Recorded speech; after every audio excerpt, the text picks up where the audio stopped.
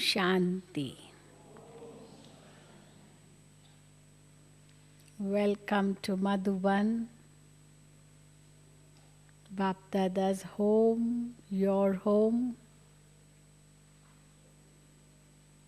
Baba has given us such a wonderful spiritual family which is so unique that no one else can ever claim to have such a unique family as ours. Don't you feel that? Yes? You all feel that?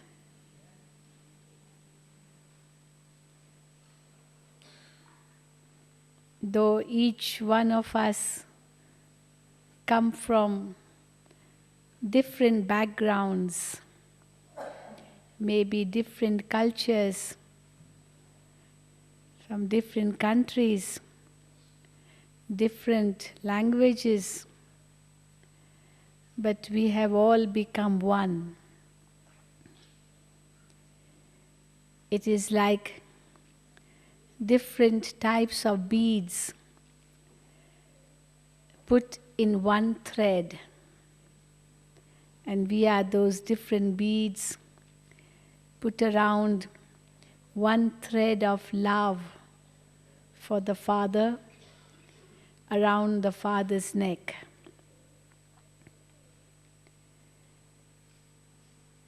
Each one is very, very close to Baba and also very close to one another. This is the wonderful feeling all of us have or should have. If we don't have yet, we should have it. Just like in a family, there is so much closeness. And Baba has given us this wonderful family.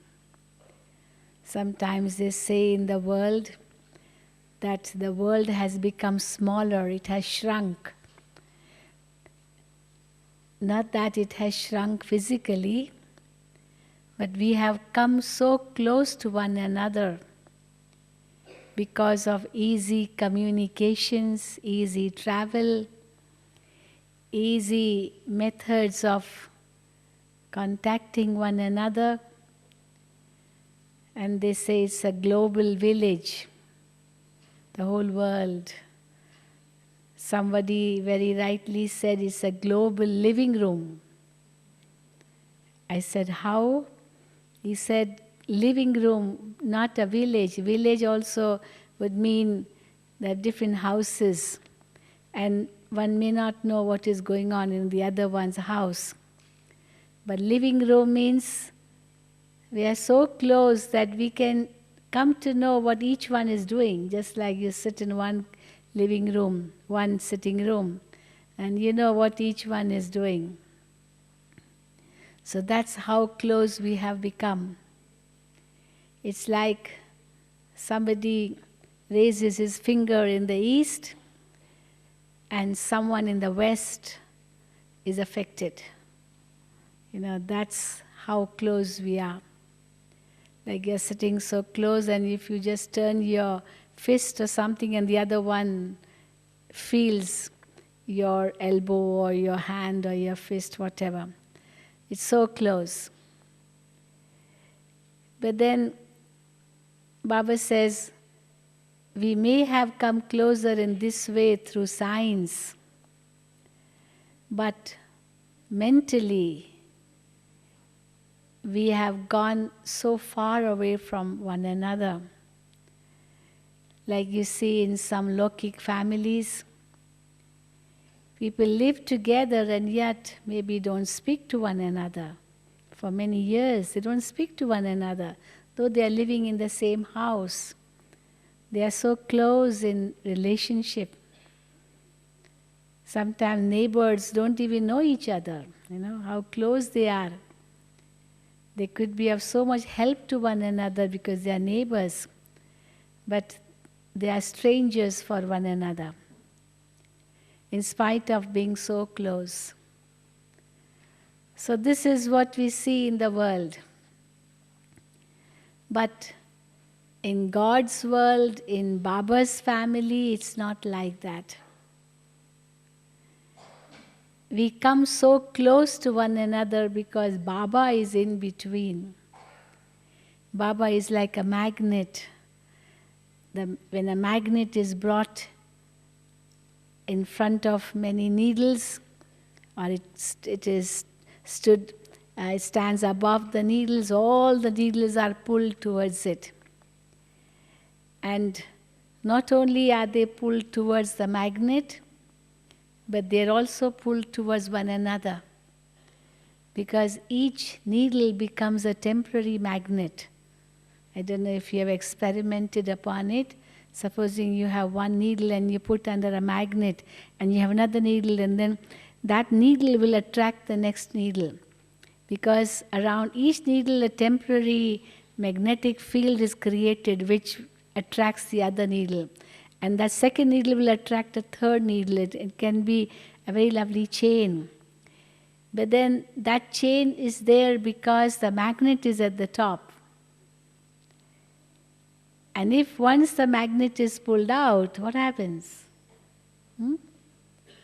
All the needles fall because that magnetic field is over. That pull is finished. So here too we are all so close to one another because Baba is there with us. We are all pulled towards Baba, and as each one is pulled towards Baba, then automatically we come closer to one another. But then it's all because of Baba. And in one well-knit family, we have that hierarchy, no doubt. The father, the children, their children, their children. And in a family, it is very essential that love be given to one another, respect be given to one another, and each one is obedient. They say in Hindi that one says something and the other one agrees, both are knowledgeable. It's not that one says if he advises something and the other one accepts, it means the other one who accepts is not knowledgeable. Even that one is not knowledgeable because he accepts what is right. He knows what is right. And the one who has given some instruction, he knows that whatever he's saying is right. So in this way, we see that how obedience, respect, love, they are very, very essential in a family. And when all these three are there, then we become the worthy members of that family. If there isn't love, if there isn't respect, if there isn't obedience, then we cannot be together. We cannot be called one family. So I've been given a topic to speak on, being an obedient and worthy child. And I can say from my experience that from the very first day I dedicated myself to Baba, I made a promise to Baba, Baba, come what may, I will always be obedient, whatever the seniors say. Because whatever they will say it for my benefit. Nobody will want to harm me. We all think benefit of each other. Nobody wants to harm anyone. I may not know what is beneficial for me, But my seniors know what is beneficial for me. The dadis know what is beneficial for me. So how will I be obedient when I know my self-worth? I know the worth of others too. There are some people who think, well, I know what my worth is. I know what I'm supposed to do. Why should somebody else tell me what I'm supposed to do? Don't I know what I'm supposed to do? Am I that stupid? Am I not understanding what my responsibility is? Why does he or she have to remind me? So if I have such a thought, it is definitely my ego working here. It's not self-respect, but it is ego. There's such a subtle difference between self-respect and ego, and many people don't understand this subtle difference, and they consider ego to be self-respect, and the result is that they are not able to become obedient, and they are not able to give respect to the other one. They are not able to have love for one another. It's because of lack of true understanding of self-respect. So Baba teaches us the true meaning of self-respect, because only when I know what self-respect is, will I be able to be obedient. If there is self-ego, then I will not be obedient. So self-respect means giving respect to one's soul, and to the soul, and to the other soul too. Because Baba says, when I have respect for myself, I will be able to give respect to others. If I don't have self-respect, I will not be able to respect others. Many people are not able to give respect to others because of self-ego, and they think it is self-respect. But the very proof of self-respect is that I should be able to give respect to others. And when I'm able to give respect to others, it means I'm obedient. So my very first day when I surrendered to Baba, my first thought was, yes, Baba, whatever you say, I will do. Because I know whatever Baba will say, it will be for my benefit. I may not know what is my benefit, but Baba knows. And therefore his Shrimat will not be for any, will not be for any harm for me.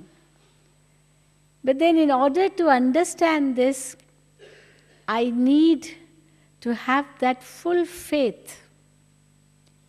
Faith in the self, faith in the Baba, faith in drama, faith in my aim and objective.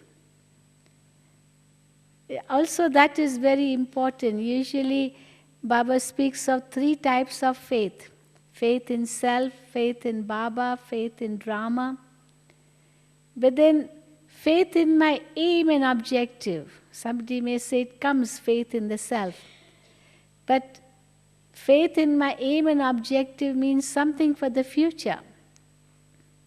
Something what I'm looking upon, looking forward to. That's my aim and objectives. And faith in the self may be my present state, what am I in my true form now.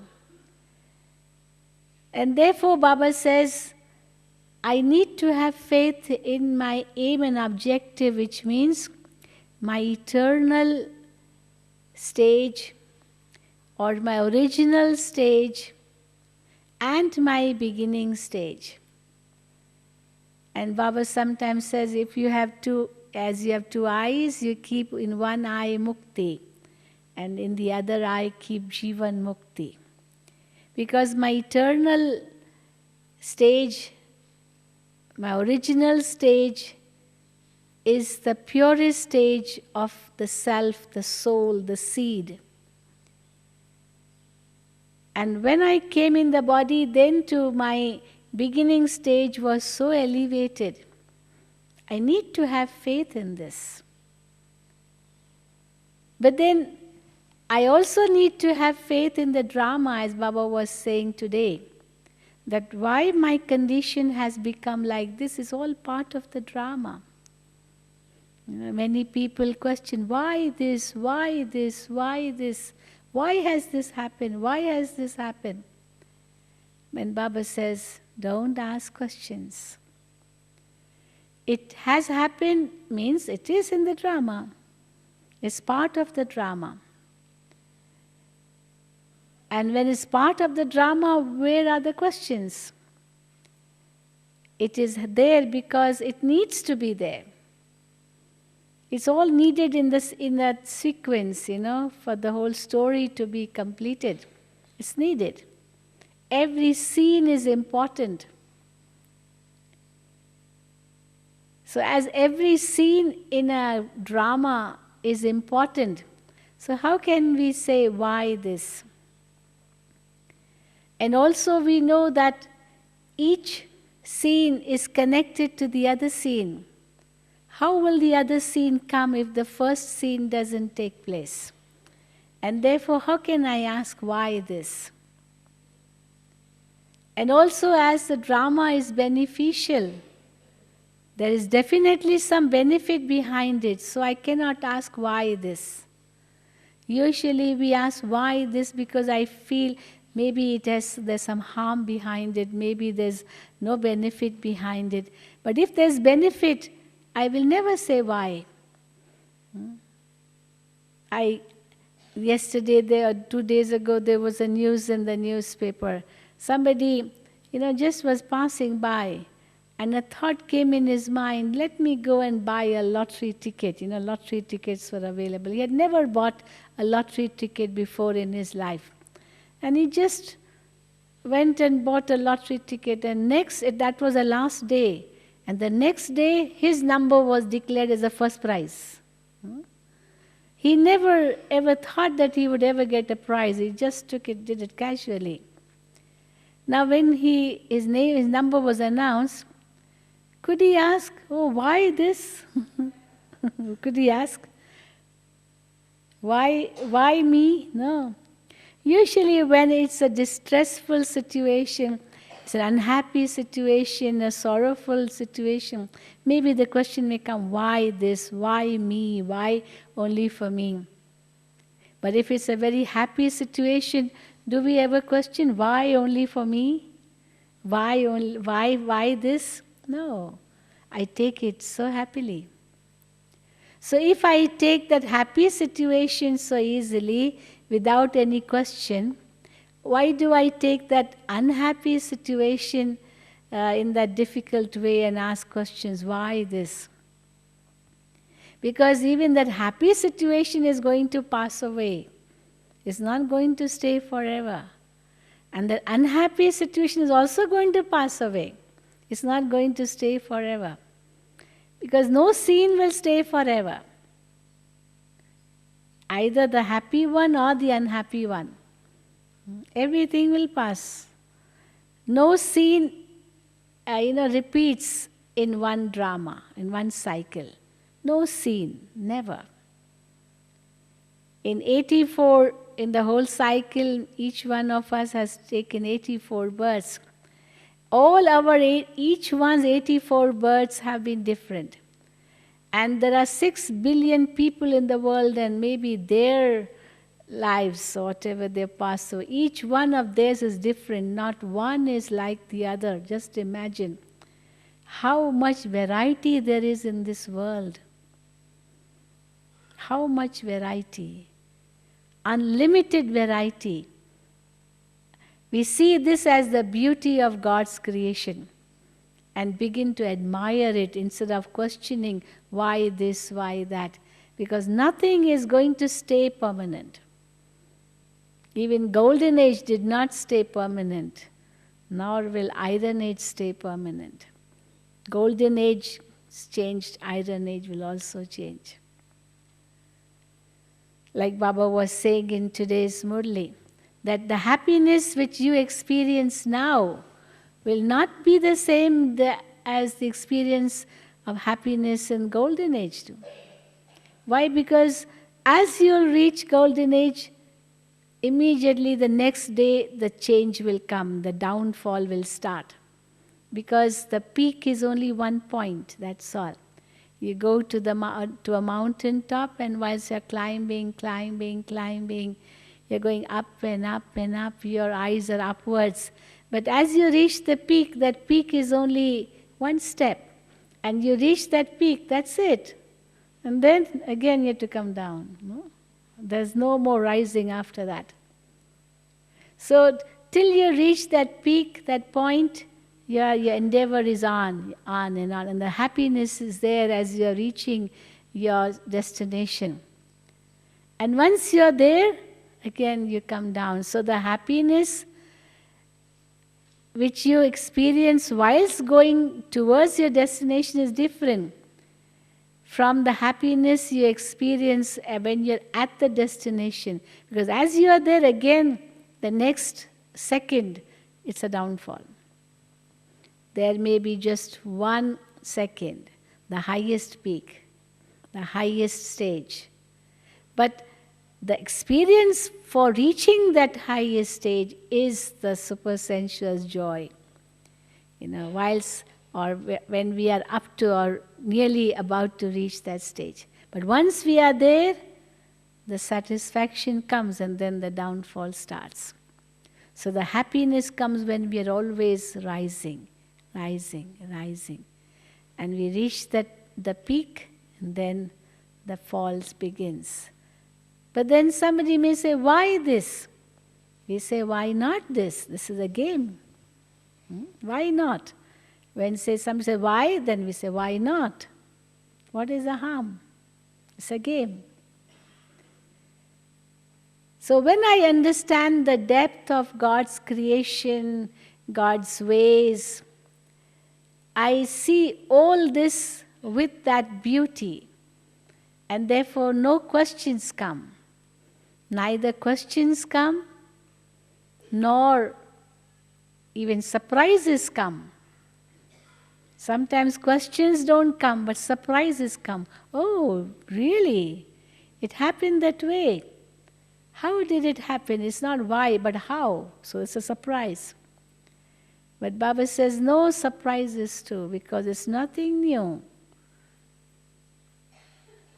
Not just no surprises, no questions, but also no worries.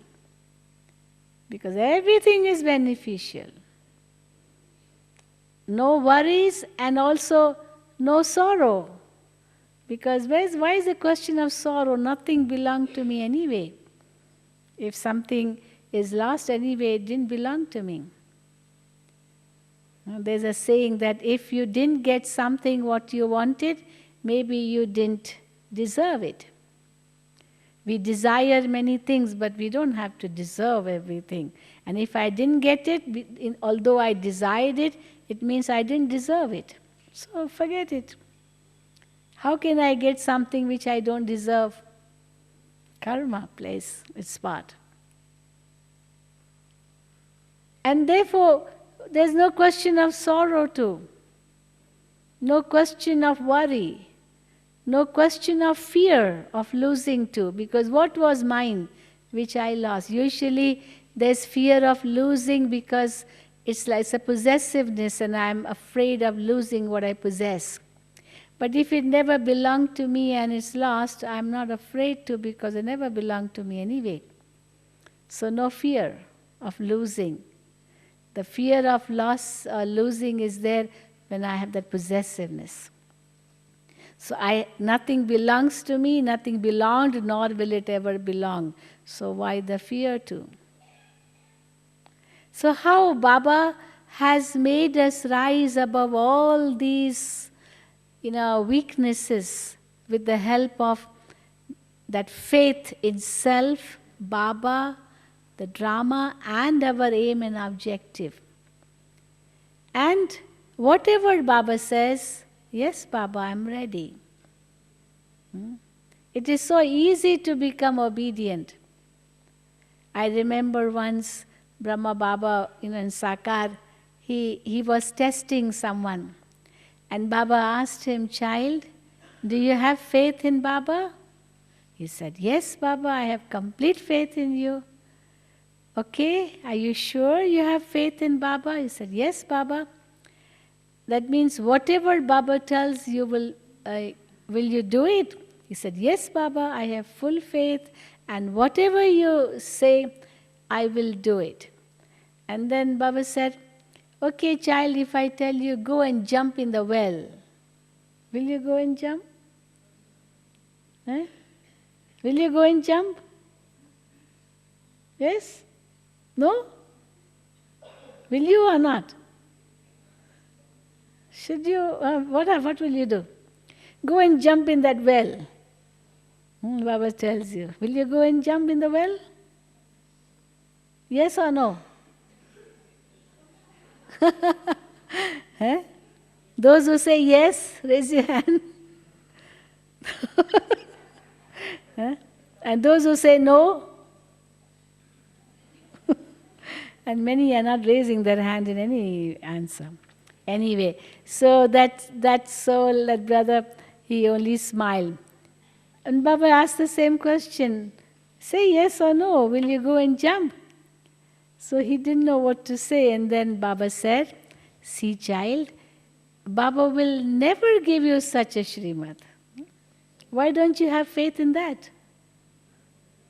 I mean, he will never ever tell you to go and jump in a well. Why should Baba tell you that? There's no need. So the faith is not that whether you will jump or not jump. Yes, I will jump in the well. Yes, Baba, you tell me I have that much faith. You have that understanding that whatever Baba will tell me, it will be for my benefit. But this, he will never tell me. Why should he tell me? So have the faith in whatever Shrimat Baba is giving you. He will never tell you any Shrimat which is not useful or which is not really beneficial for you. So that is a real faith. Once Baba asked somebody that, are you Trikaldarshi? Are you the knower of the three aspects of time? He said, yes, Baba, you have made me the knower of three aspects of time. Baba has told us the beginning, the middle, and the end of the cycle, so everything is very clear.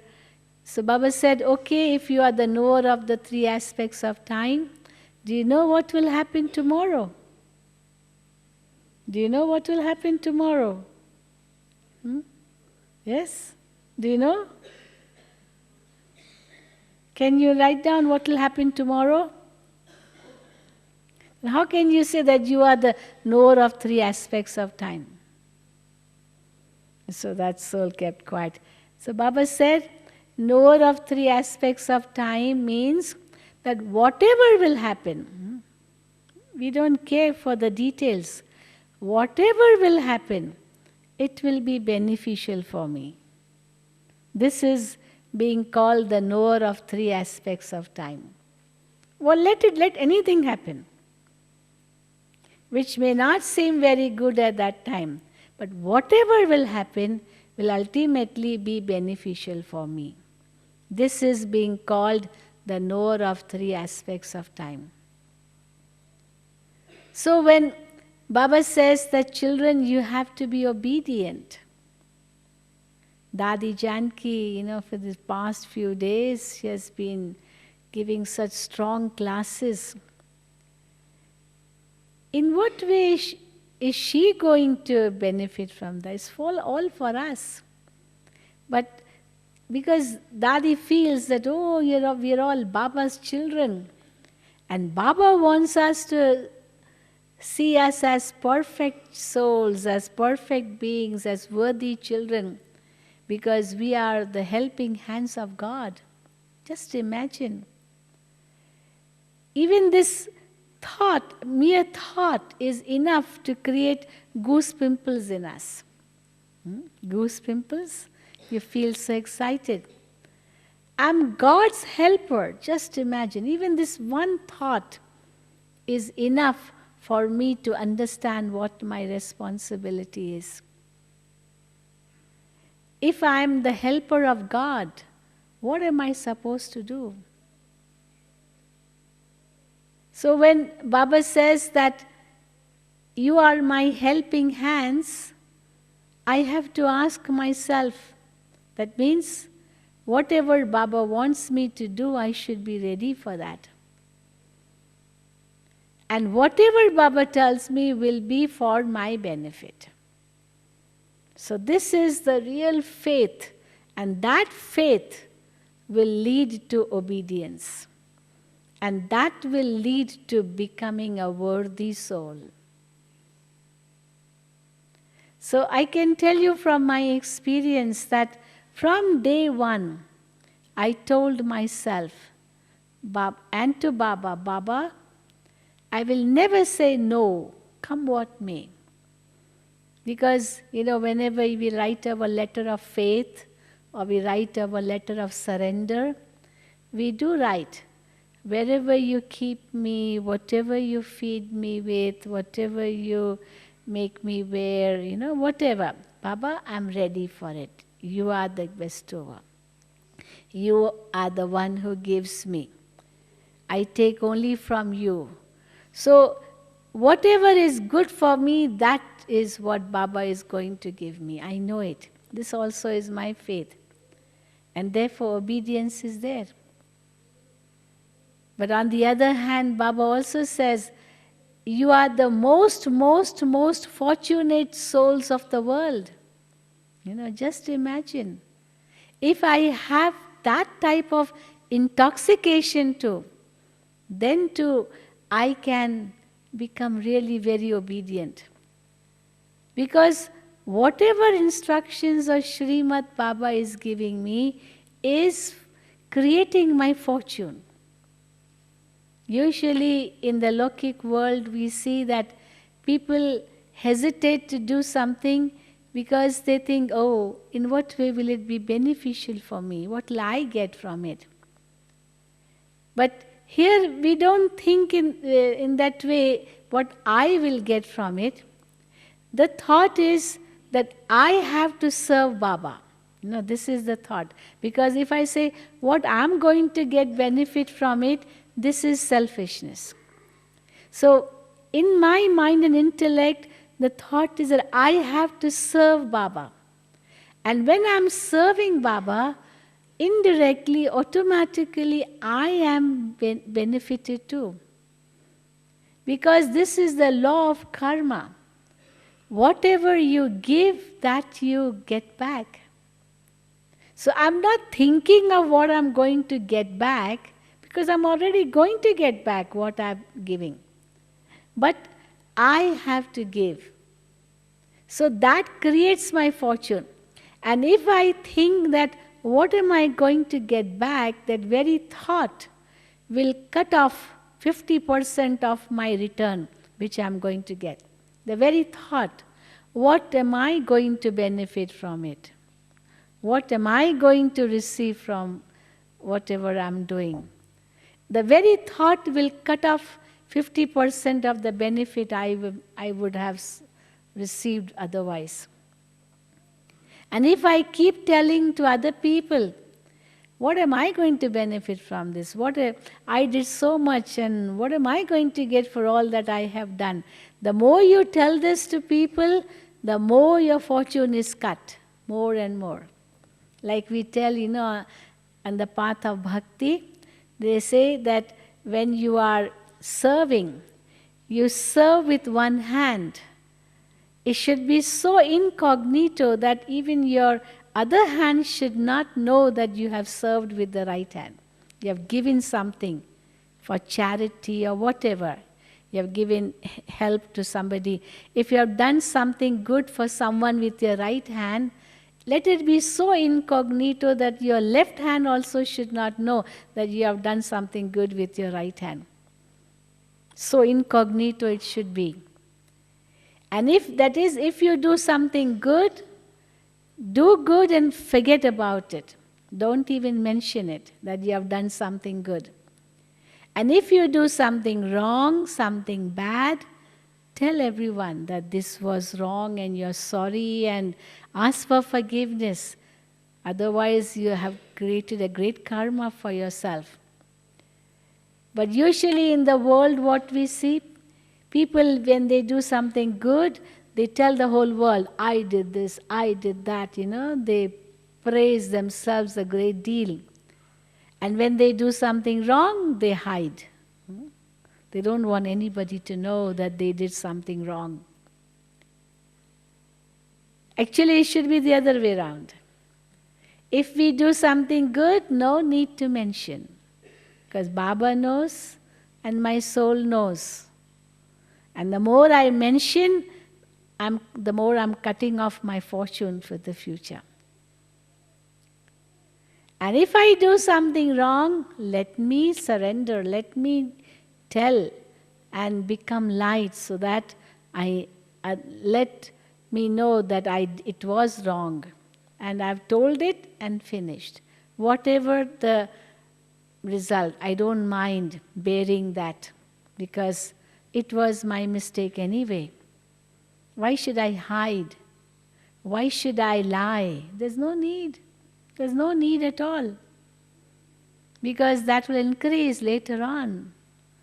And I'll be finishing my whatever good I have done, even that will be finishing.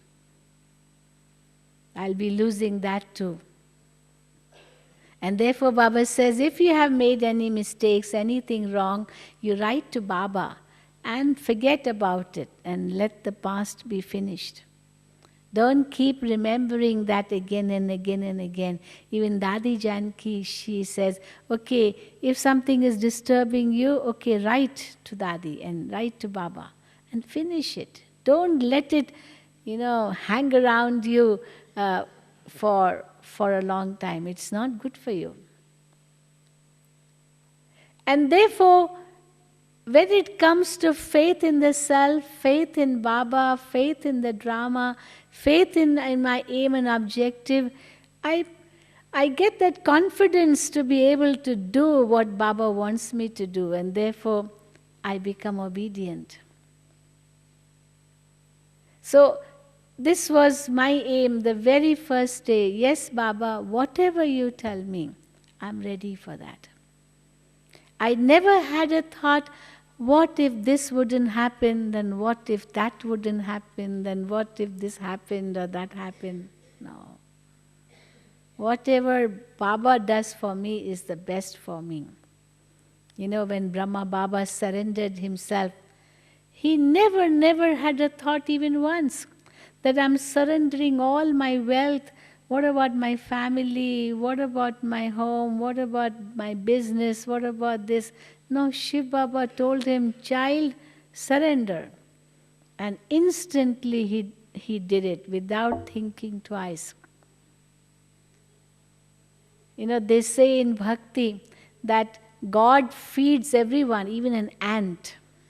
An ant is also fed by God. That's a Bhakti feeling.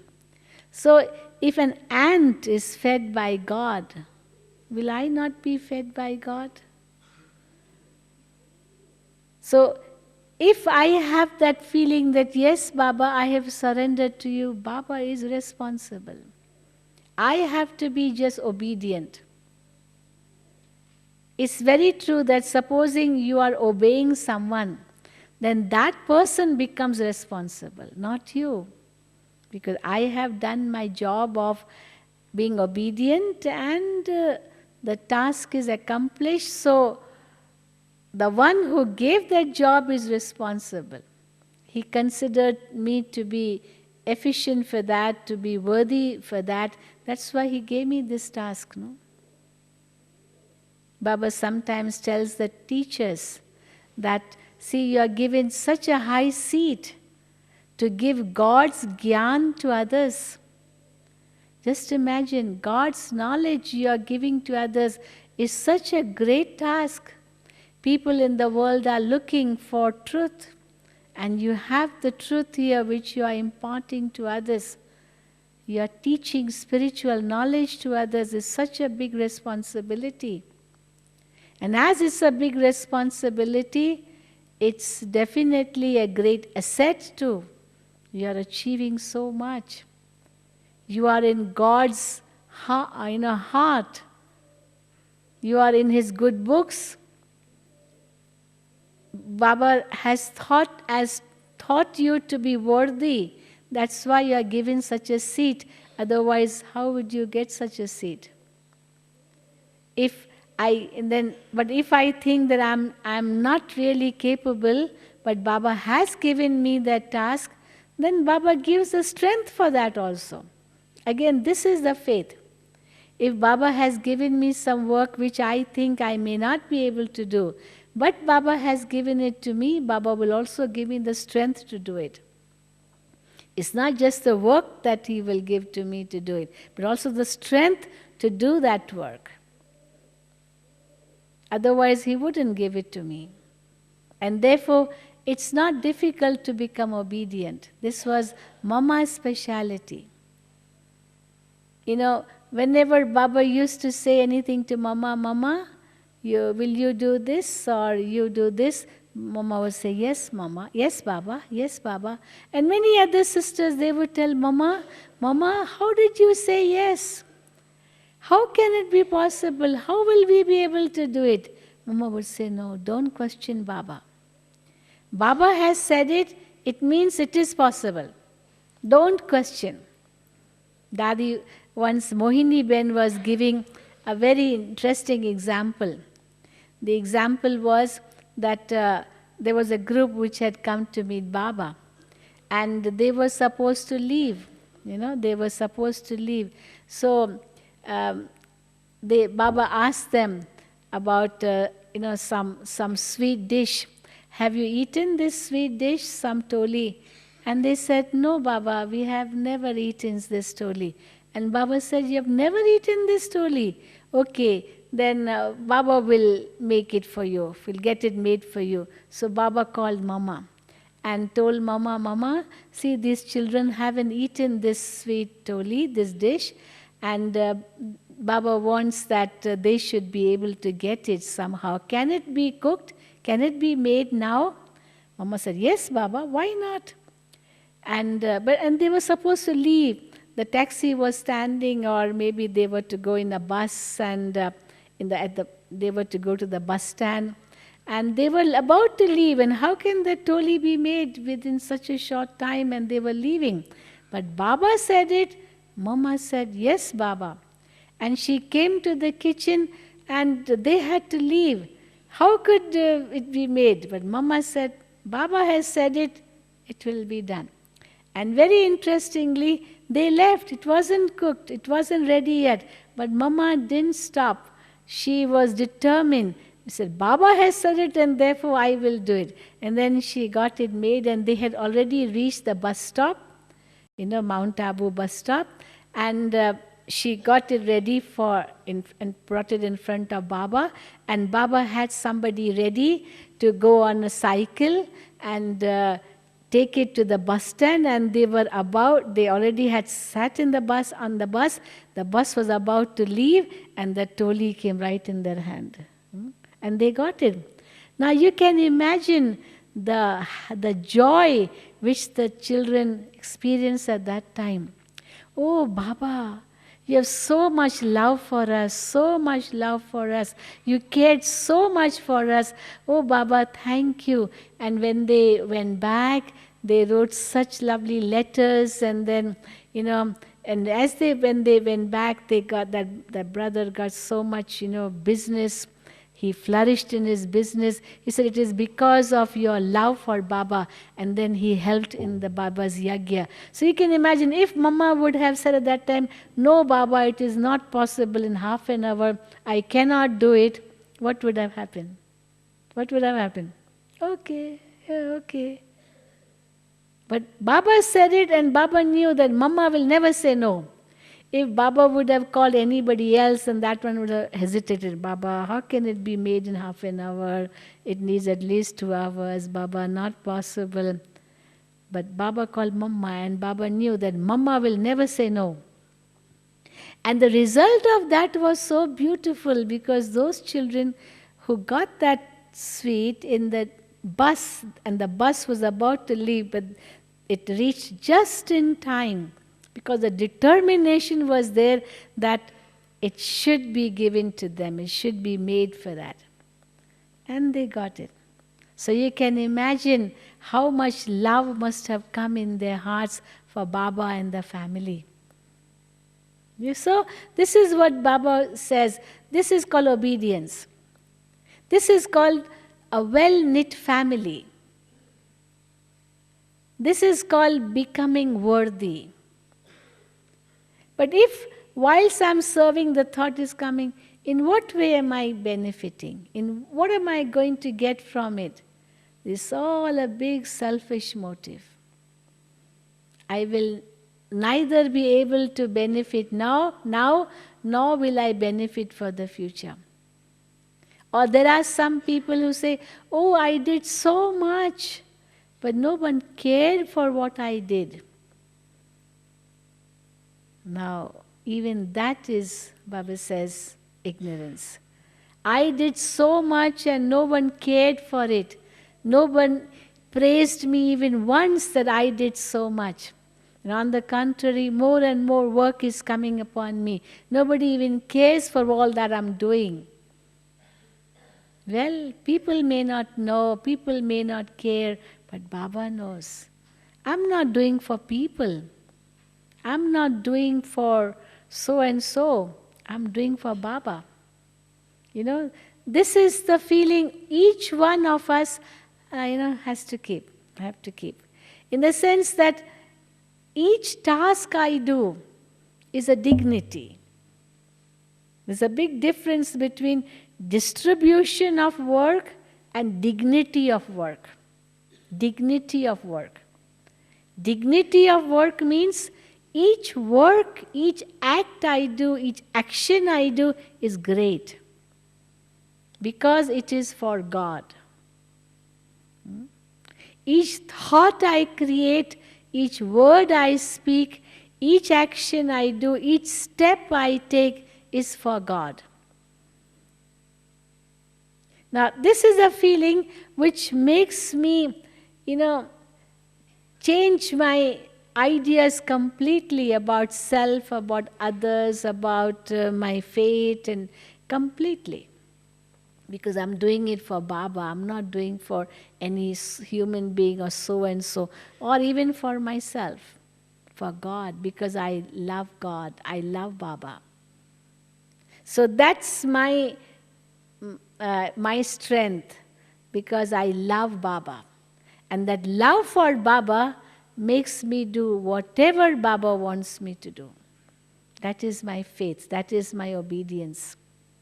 So if it's for Baba, then why should I ever think, oh, I did so much and nobody even cared, nobody even mentioned, nobody even praised, no one even said anything. Doesn't matter. The more incognito I am, the better, because in that way I am accumulating my account, in my account. If I am being praised, if I am becoming well known and famous and this and that, on the contrary, my account is reducing. The more incognito it is, the better. So this is a great consciousness which we keep, because we are actually accumulating multi millions at each step. How fortunate we souls are. We sometimes can compare our stage, our fortune to many other souls.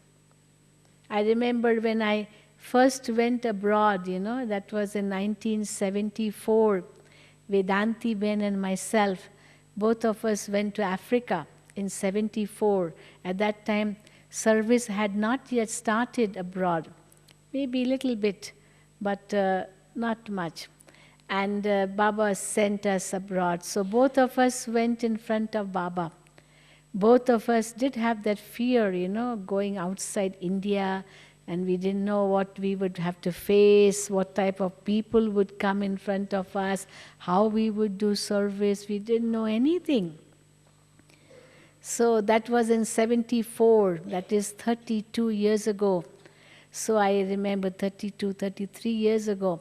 So I asked a maybe now I feel it's a silly question, but I asked from Baba, Baba, you are sending us so far. How do you want us to serve there? What do you want us to do? And Baba very sweetly said, children, both of us, the field is ready. You have to just sow the seed. God's language is very elevated. You have to just sow the seed. And then the second question I asked, Baba, you're sending us so far, and what if destruction takes place then? And we are there and destruction takes place. Then Baba smiled and told me, child, who is sending you? I said, Baba.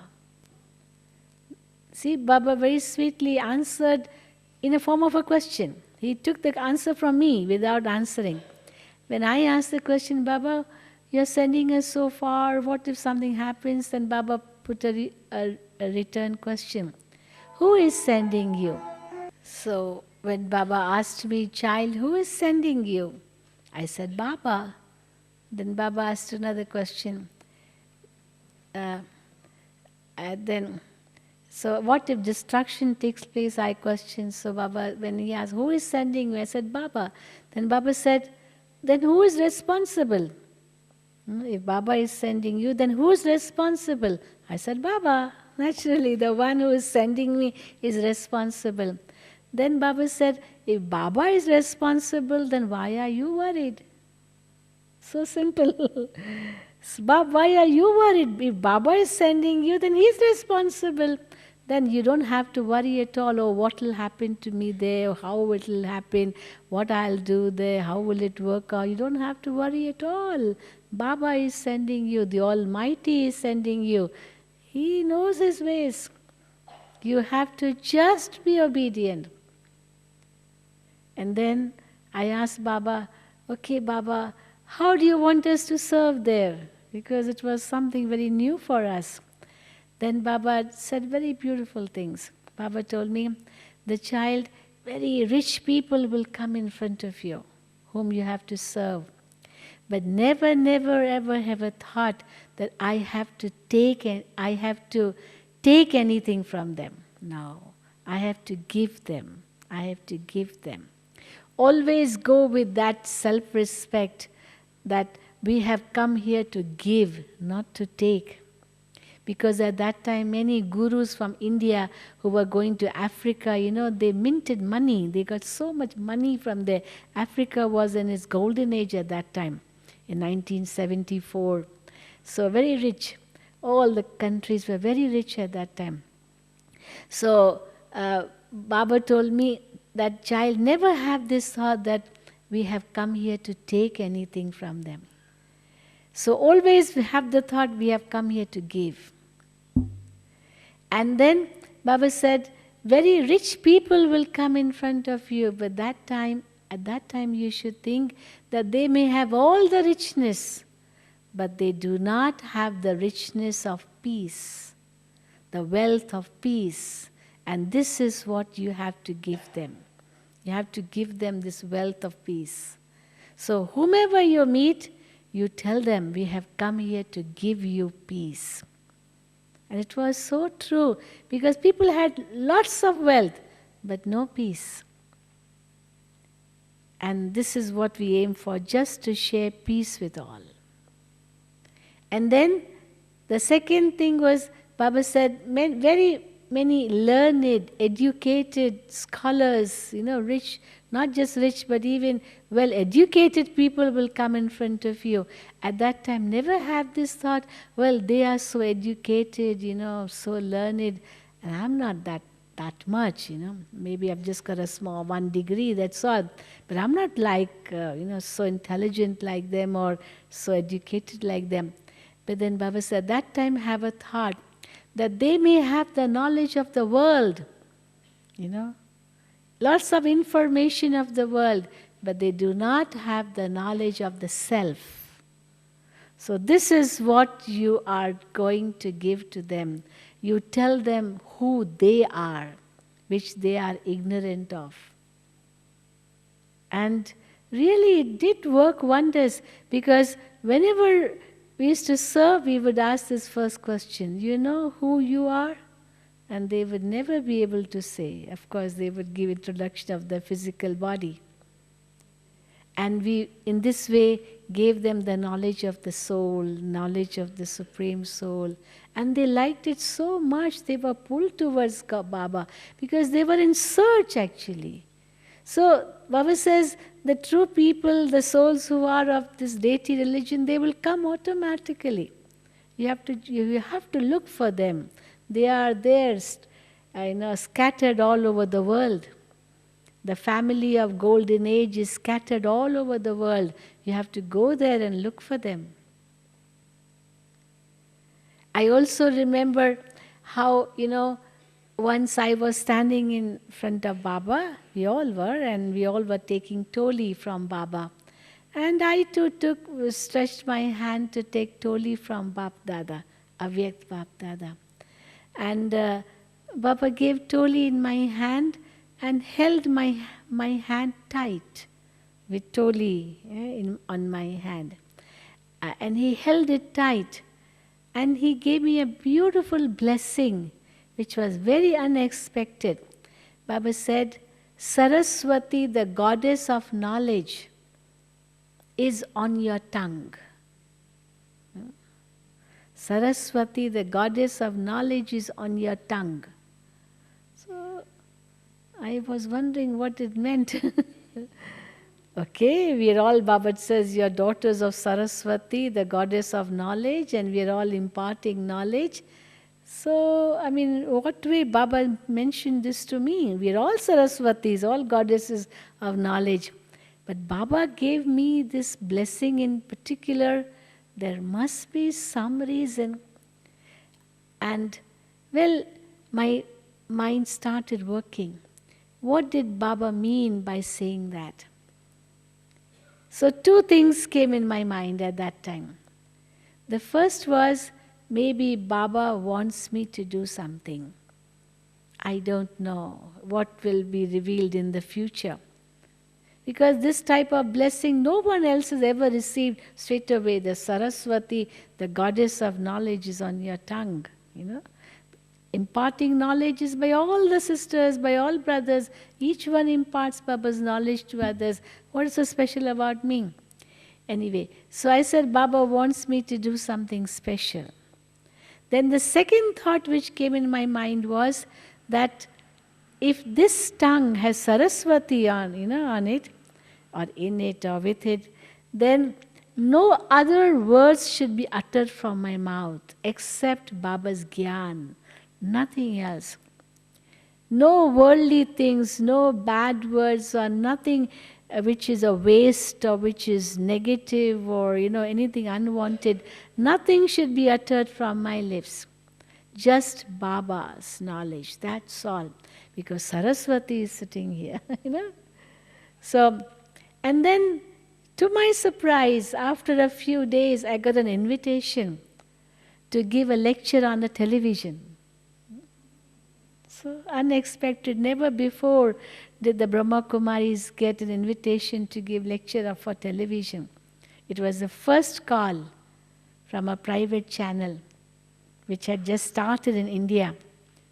And not just in India, but it was to be broadcasted in many countries in Asia, not just in India. And I was invited and I went there and I was told, now talk about values. At that time, education and values was not so much as our part of our knowledge. We were talking about soul, supreme soul, drama, that, but only on values, value education and values. Now we have in every field values in healthcare, values in education, values in this, values in that. So now this has become part of our project. But that time it wasn't. This was in the year 92. And service had started for different professions, no doubt. But then not much we were involved in it. But then I was told at that time, talk about different values. And whilst talking about values, do not mention the name of your organization. Do not mention about your guru or about the country, India. Do not mention about, anything religious.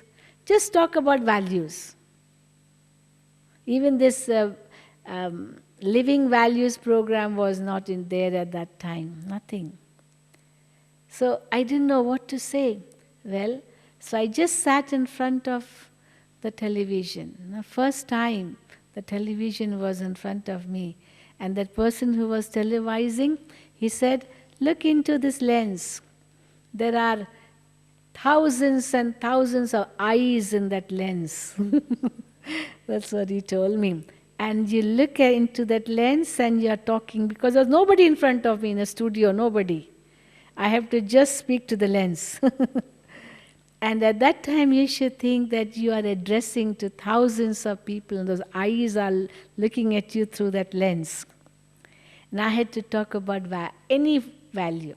So I thought of peace. I said, this is what the people need in the world. And let me tell you, before I went to the studio, before I even went for television work, I was so hesitant, but Dadi gave me so much encouragement. Go, Baba is wanting you to do it. I said, but Dadi, what am I going to speak? It was something new. Before that, no one had ever come for television among the Brahma Kumaris. But Dadi said, go, Baba will help you. And let me tell you, I just sat. I said, Baba, now you take care. I have become obedient. Now you take care. And I don't know what I spoke. I don't know what I spoke. I had to speak for 25 minutes and it just came and came and came.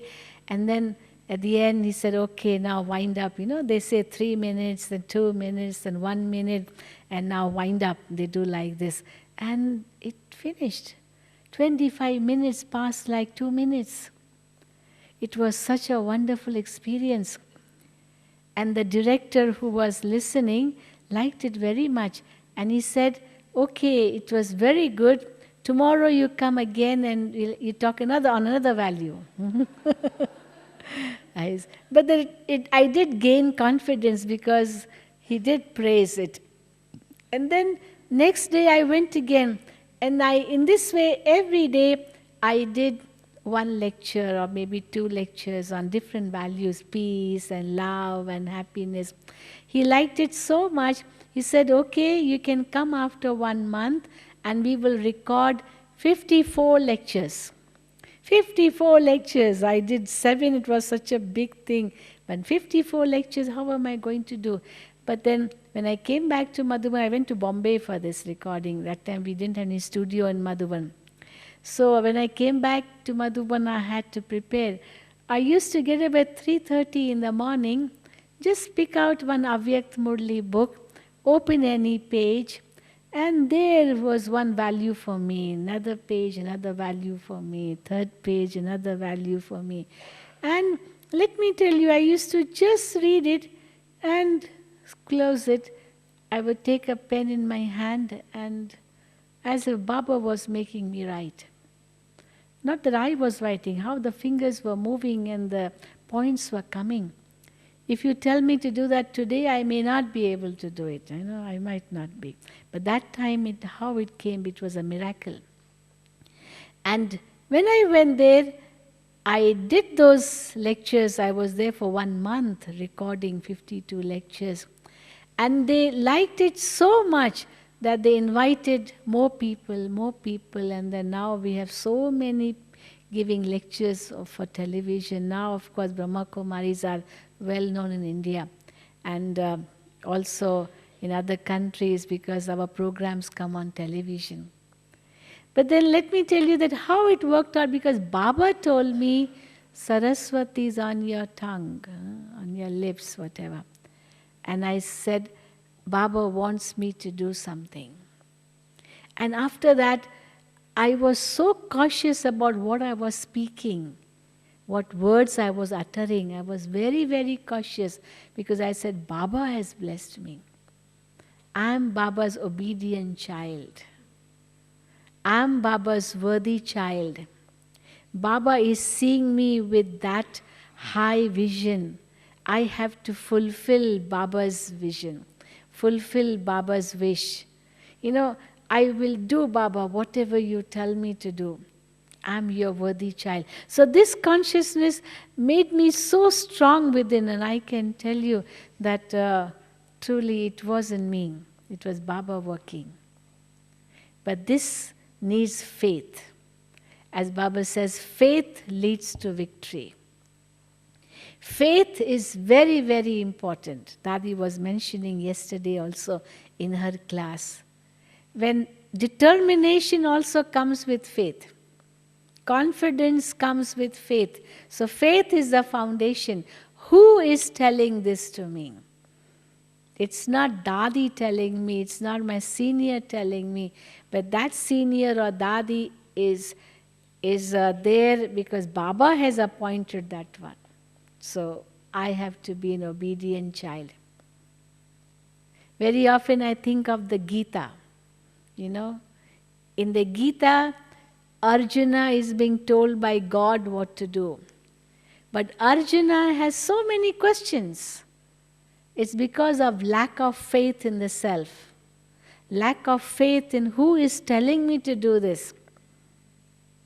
Lack of faith in the sense that because he was so attached, therefore the faith wasn't coming in himself or in the sermonizer, that means God himself. He didn't have that faith. So as we go through the Gita, the essence of the Gita is very simple. God is telling Arjuna to fight a battle. They are the Pandavas and the Kauravas are on the opposite side, and God is just telling Arjuna, Arjuna, now fight this battle. And Arjuna is unwilling to fight. He has his bow and arrows, you know, everything there, but he has put them down. He doesn't want to fight. And God is inciting him. He is encouraging him to fight.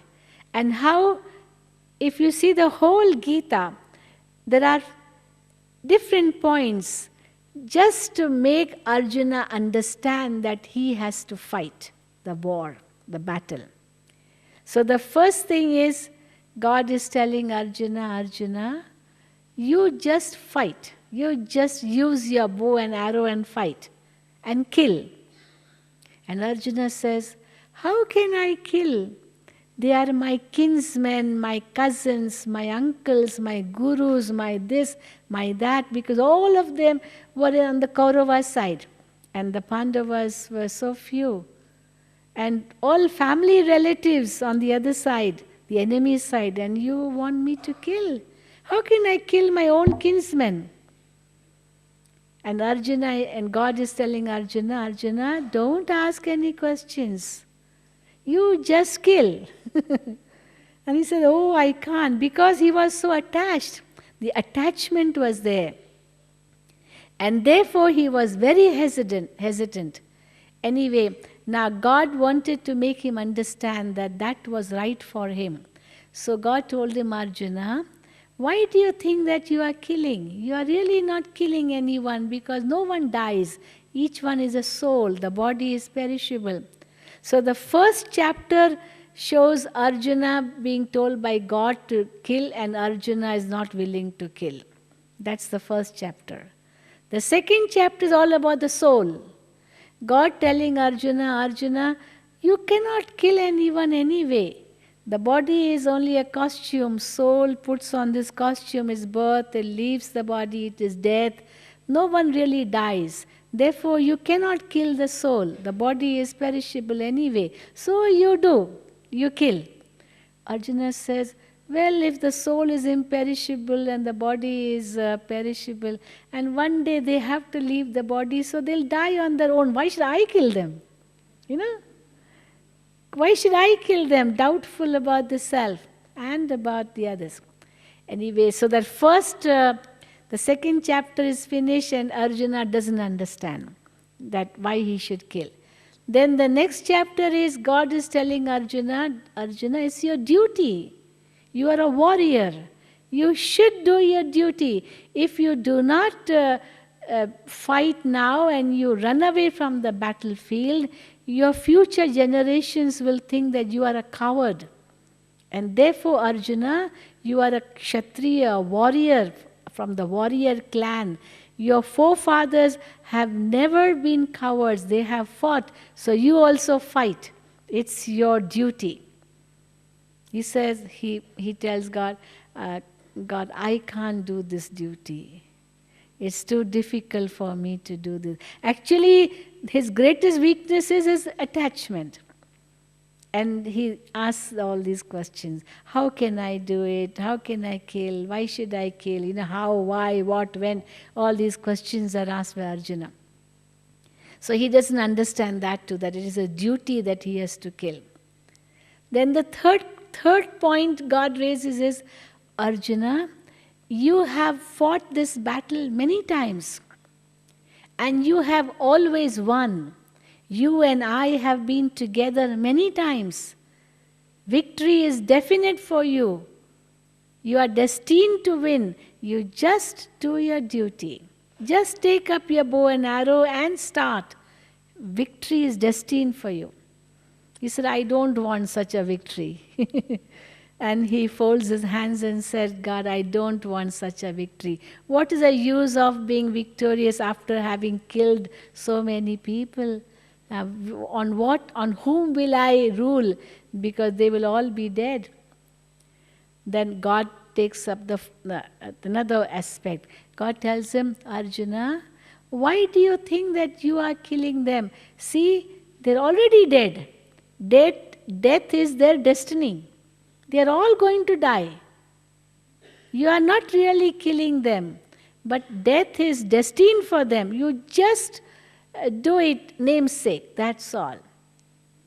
Everything is already done beforehand. Like Baba says, no, you have to just do the karma. It's already there. You have to just raise your hand, that's all. They're already dead.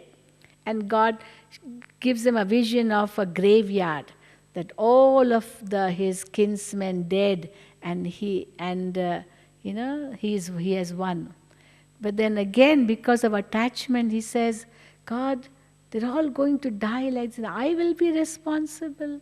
I don't want to be responsible. I don't want to kill. So every time God is telling him to fight, he says, I don't want to fight. And then ultimately, when he doesn't understand, then it comes in the last chapter, the variety form of Vishnu. They show huge form, so many faces, so many hands, many things. He gets a vision of light and the great creation of the Supreme. He gets a vision. And through that vision, he realizes who is telling him this. It's not Krishna telling him, because he saw Krishna. And Krishna means human form.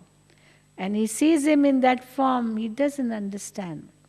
But then when the true form of God came in front of him, he realized it's not an ordinary human being telling me, but it's God telling me. And immediately he surrendered.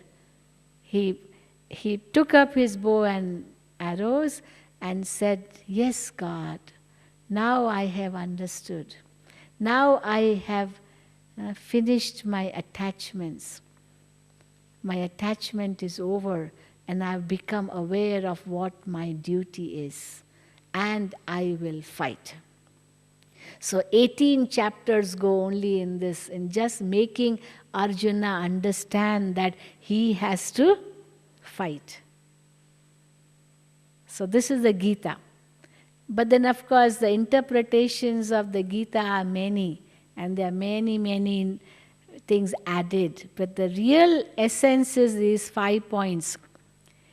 Knowledge of the soul, then second is do your duty, it's your duty, nothing new, you have done it many times before, they're already dead, and just take up your responsibility, you are destined to win, you are victorious, and ultimately who is telling you this? But only when he realizes at the end that it is God telling me, then he stands up and says, okay, God, now I will fight because my attachment is over. So because the attachment was there in him, all these questions came. How will I do it? When will I do it? What, whether I'll get success, not success, this, that, these questions come. So obedience and worthiness come through faith. Faith. Who is telling me this? And who am I? What is my worth? If I wouldn't have been worthy, God wouldn't have told me this. So definitely I am that worthy soul. Definitely I am God's near and dear child. I am the right hand of God, helping God in his task of world transformation. And for that God is saying, you have to transform first in order to transform the world. You have to become a self-sovereign in order to become the sovereign of the world. You have to surrender first in order to make others surrender to God. So yes, Baba, I am first. In this, I come first. And when it comes to giving respect, okay, you first. So this is a beautiful way of life. This Sangam Yug, confluence age life of Brahmins is the best life in the whole cycle, as Baba mentioned. Holiest, highest, richest. The eyes don't fall on anything of this old world. No attractions whatsoever. The inner contentment, that inner satisfaction, that inner closeness to God, the feelings of love coming from God for me through the Murli. The Murli is the vibrations we get through the Murli, how God loves me so much. Surely God loves me more than I love God. Though I may say, yes, I do love God, but God loves me more. That's why Baba says, every day a love letter of 3 pages God sends to me. And therefore my love for the Murli. And whenever I read the Murli, I hear the Murli, I feel is for me. God is speaking to me directly what I am supposed to do. I don't see anybody else. Yes, but when I'm in the field of service, okay, you first. I don't lose anything by keeping somebody else in the front. If I keep someone else in the front, I don't become behind. No. I give respect, automatically I will get respect. So all these things are part of Brahmin family. And therefore, we are one family, knit in the thread of love. And Baba is the seed. Shiv Baba the flower, then the top knot, the dual bead, and then we are the beads. So whether I come as first or 108th or 16,108, that's a second thing. But at least I am a bead in this beautiful rosary of around God's neck. This is the feeling I should have. And when I'm so close, I'm definitely close to Baba, close to one another. And obedient to Baba, obedient to Baba, and respect for each one. Love, obedience, respect, faith, worthiness, all these go together. Okay? So all of you are obedient, worthy children of Baba. Each one has that faith. Yes, those who say, yes, we are, raise your hand. Lovely, very good. Thank you. Any questions? Yes? Do you have any questions? So now that you have come to Madhuban, and in these few days of Madhuban, make yourself so strong, because time is running out, definitely. It's very, very short. We are still very lucky to be able to come to Madhuban every year. Who knows what may happen next year? But yes, we know whatever will happen for the good. It will be beneficial. But I have to be ready all the time. Yes? Okay. Om Shanti. Now 3 minutes in Baba's remembrance.